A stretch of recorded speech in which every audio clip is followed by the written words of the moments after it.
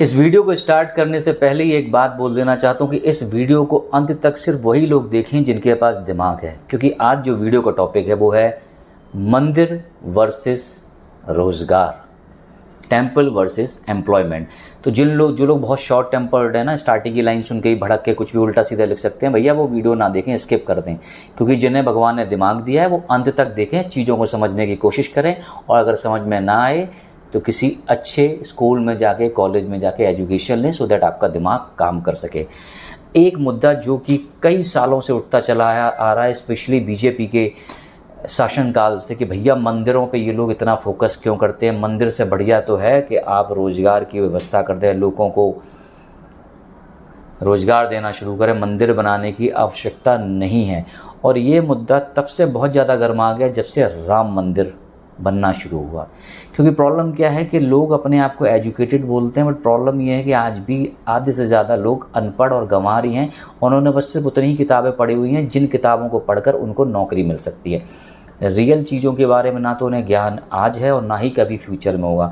दूसरा, वो अपने आप को सेक्युलर भी बोलने के चक्कर में ना कभी कभी गलत चीज़ों को भी सपोर्ट कर जाते हैं। हालांकि बात यहाँ सेक्युलर की नहीं है, बात हो रही है मंदिर और रोज़गार। तो क्या मंदिर बनाने से भारत को कोई नुकसान हो रहा है, या मंदिर एक ऐसी चीज़ है कि जिससे ना सिर्फ आस्था बढ़ रही है लोगों की, बल्कि देश को भी अच्छा खासा बेनिफिट होता है मंदिरों की तरफ से।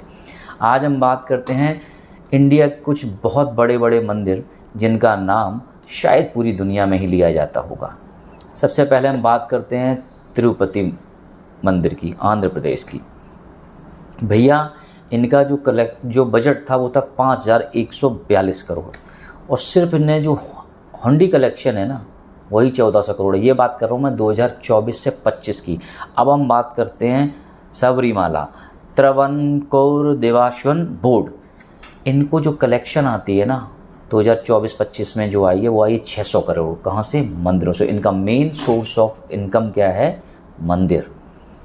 अब हम बात करते हैं वैष्णो देवी की। लास्ट ईयर का जो कलेक्शन वहाँ से आया वो आया 683 करोड़।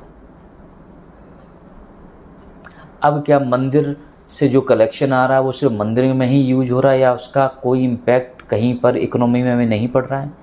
तो इसका भी हम विस्तार से एक बार बात कर लेते हैं कि भाई जब जिस जगह भी मंदिर का निर्माण होता है, अगर हम आंध्र प्रदेश की बात करें तो लगभग 40 मिलियन पीपल, 40 मिलियन लोग हर साल वहाँ जाते हैं। क्या क्या बेनिफिट होता है? होटल्स ग्रो कर रहे हैं, टूरिज्म को बढ़ावा मिल रहा है। जब 40 मिलियन लोग पहुँचेंगे वहाँ पे तो उनको देखरेख करने के लिए एम्प्लॉयमेंट भी चाहिए होगा, तो एम्प्लॉय भी है वहाँ पर। और सिर्फ मंदिर के एम्प्लॉय तो नहीं सबका देखरेख कर सकते हैं। फूड स्टॉल बढ़ रहे हैं, फ्लावर वाले बढ़ रहे हैं, प्रसाद डिस्ट्रीब्यूशन हो रहा है। अपार्ट फ्रॉम दिस, उस मंदिर से कनेक्टिविटी करने के लिए क्या करना पड़ता है भैया? आपको रोडें अच्छी करनी पड़ती हैं, इंफ्रास्ट्रक्चर पर फोकस करना पड़ता है। उसके थ्रू इंफ्रास्ट्रक्चर मजबूत हो रहा है, वहाँ के थ्रू भी लोगों को एम्प्लॉयमेंट मिल रहा है। और इंडिया की अगर बात करी जाए तो मेजर सबसे बड़े मंदिर कहाँ पर हैं? तमिलनाडु, आंध्र प्रदेश और केरला। और जो लोग यहाँ बैठे बैठे कहते हैं ना कि जो पढ़े लिखे ज़्यादा हैं वो धर्म को नहीं मानते, सबसे ज़्यादा मंदिर आपके आंध्र प्रदेश, तमिलनाडु और केरला में। और अगर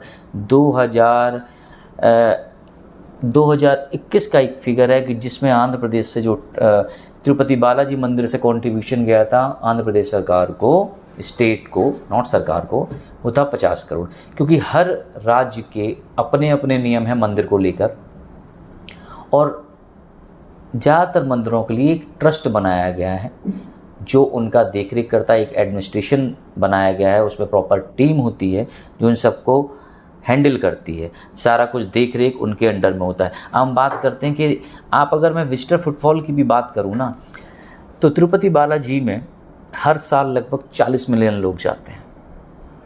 Kashi Vishwanath Uttar Pradesh 28 million, golden temple 30 million, Siddhi Vinayak मंदिर 20 million, Ujjain Mahakal 15 million, Vaishno Devi 9.4 million, Shirdi Sai Baba 8 million, Ajmer Sharif 7 million, Sabarimala temple 4 million और जगन्नाथपुरी 2 मिलियन। और अब इसमें एक नया नाम जुड़ गया है जो कि अयोध्या का भी है, और वहाँ का भी लास्ट ईयर का जो बजट देखे तो अप्रॉक्स 300 करोड़ है। अयोध्या में जब राम मंदिर की नींव रखी गई ना, तो वहाँ पे लोगों को रोज़गार भी मिला, क्योंकि जब आप एक भव्य मंदिर का निर्माण करते हो तो आपको वहाँ पर लोगों के रुकने के लिए होटल चाहिए होते हैं, लोगों को लाने ले जाने के लिए टूरिज्म चाहिए होता है, ट्रांसपोर्ट चाहिए होता है, मंदिर घुमाने के लिए टूरिस्ट गाइड हायर किए जाते हैं, प्रसाद वाले बहुत सारे बैठते हैं जो वहाँ पर रूटीन में प्रसाद बनाते हैं और बेचते हैं, फूल वाले बैठते हैं, वहाँ का जो लोकल बिजनेस है वो ग्रो करता है। आप कभी भी अगर वैष्णो देवी गए होंगे तो वहाँ आपने देखा होगा कि रास्ते में माता के मंदिर तक जब आप चढ़ाई चढ़ते हो तो पूरे रास्ते में हजारों लाखों दुकानें हैं। तो वो दुकानों से रोज़गार नहीं मिल रहा, वहाँ का जो लोकल बिजनेसमैन है उसको धंधा नहीं करना है। और दूसरी चीज़, जब मंदिर का निर्माण होता है तो मंदिर को बाकी शहरों से कनेक्ट किया जाता है, अच्छी अच्छी रोड से कनेक्ट किया जाता है, एरोप्लेन और ट्रेन की व्यवस्था की जाती है, तो उससे आपका रोज़गार भी बढ़ता है और प्रॉपर कनेक्टिविटी भी मिलती है, क्योंकि मंदिर का पैसा सिर्फ मंदिरों में नहीं लग रहा होता है। आंध्र प्रदेश की बात करें तो 7.6 करोड़ न्यू ईयर वाले दिन उनको डोनेशन मिला, जो कि अपने आप में एक बहुत बड़ा डोनेशन था। तो क्या ये पूरी डोनेशन की रकम पंडितों को दे दी जाती है? उस मंदिर की देखरेख के लिए भी रुपए चाहिए होते हैं। जो भक्तगण आ रहे हैं, जिनकी आस्था है मंदिरों में, उनकी देखरेख के लिए भी हर चीज़ की व्यवस्था करनी पड़ती है। आप मंदिरों में जाओ, आपको जो मंदिर साफ़ सुथरे मिलते हैं ना, वो फ्री में नहीं होता, उनके लिए पैसे लगते हैं। और जो लोग सिर्फ यही एक रोना शुरू कर देते हैं कि भैया रोज़गार दे देते, रोज़गार दे देते। जब आप शॉर्ट टर्म की बात करते हो ना, जब आप बहुत कम लेवल पे पढ़े लिखे होते हो, जब आपको सिर्फ सेक्युलर होने का घमंड होता है बट अकल में आप दिमाग से पैदल होते हो, तो आपको पता ही नहीं होता कि ये जो बड़े बड़े मंदिरों का निर्माण किया जाता है वो फ्यूचर पॉइंट ऑफ व्यू से, उनका सिर्फ एक ही पर्पज़ नहीं होता कि उन्हें सिर्फ हिंदू धर्म को ही विकसित करना है, वो तो एक वन ऑफ द पर्पजेस है। बट उसके साथ साथ जब काशी विश्वनाथ, आज लोग जब बनारस घूमने जाते हैं तो कहते हैं वहाँ की कायाकल्प होगी। तो कायाकल्प करने के लिए क्या सरकार ने ऊपर से जादू मंत्र फूंक के कुछ कर दिया? या वहाँ पर लोगों को डिप्यूट किया, वहाँ पर कारीगर पहुँचे, वहाँ पर ट्रांसपोर्ट पहुँची, वहाँ पर सामान पहुँचा ऐसा जिससे होटल बन सके, जैसे इंडस्ट्रीज़ को डेवलप किया जा सके। रियल इस्टेट बूम कर रहा है आज के टाइम पे अयोध्या में, इन्वेस्टर्स पहुँचने लगे हैं। क्यों पहुँचने लगे हैं? क्योंकि अब उनको वहाँ पर ग्रोथ दिखाई पड़ रही है। क्या आज से पहले लोग अयोध्या में इन्वेस्ट करने में इंटरेस्टेड होते थे? नहीं होते थे, क्योंकि ये आपके देश की वो धरोहर है कि जिनमें लॉन्ग टर्म इन्वेस्टमेंट है, कि आज आप इन्वेस्ट कर रहे हो, कल आप उनसे अच्छा खासा रेवेन्यू जनरेट करोगे। कभी टिकट के माध्यम से, कभी प्रसाद के माध्यम से, और लोकल बिजनेस जो आदमी कर रहा है, वहाँ के बाद भी आदमी बिजनेस कर रहा है, उस पर जीएसटी लगेगी, जीएसटी से गवर्नमेंट को बेनिफिट होगा। वहाँ पर बिजनेस करने के लिए, अगर मैं एक बिजनेसमैन हूँ तो मुझे अपने बिजनेस को ग्रो करने के लिए एम्प्लॉय भी रखने पड़ेंगे। होटल खोल लूँगा तो अकेला तो नहीं चला लूँगा, उसके लिए एम्प्लॉय रखने पड़ेंगे।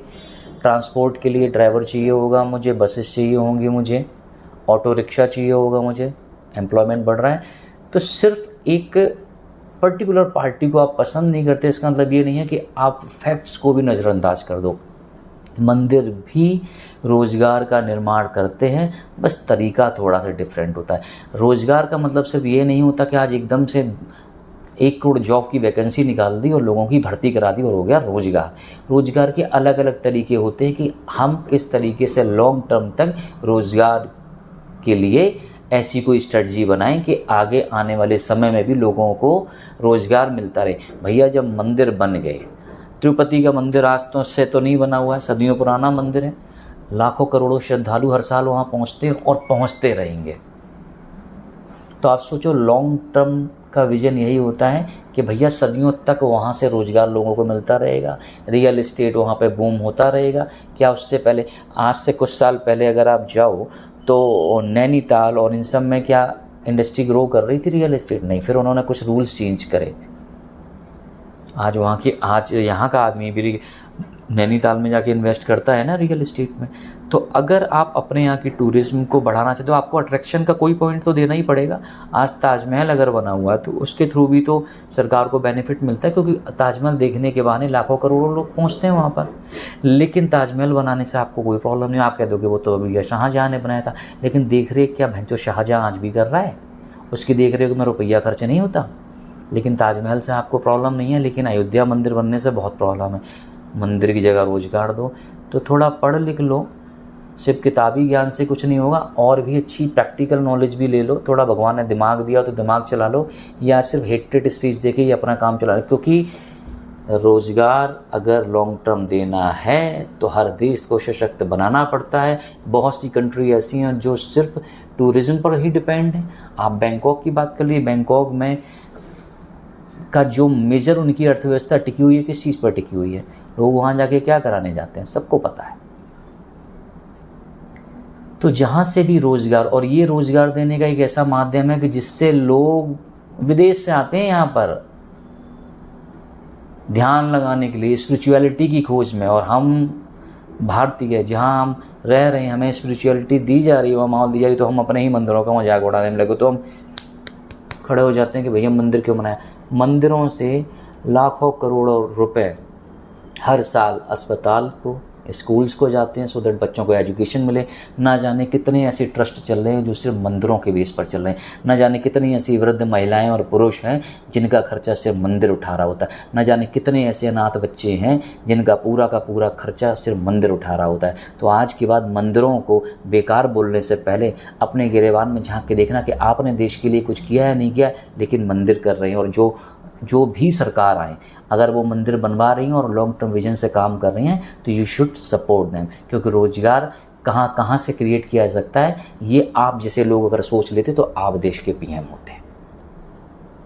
आप अपने लिए रोज़गार की जुगाड़ कर नहीं पा रहे हो, आपको सिर्फ अपना ध्यान रखना है, पीएम को पूरे देश का ध्यान रखना है। सरकार किसी की भी हो, तो आज अयोध्या मंदिर बना या सरदार वल्लभ भाई पटेल की मूर्ति बनी, तो वहाँ से बहुत सारी चीज़ें ग्रो हुई, और वो पैसा इंडिया की जीडीपी में भी बहुत बड़ा कंट्रीब्यूशन करता है। अगर आप मेरी बात से सहमत हैं तो लाइक शेयर ज़रूर कीजिएगा, और अपनी राय ज़रूर दीजिएगा कि मंदिर बनने चाहिए या नहीं बनने चाहिए। जय हिंद।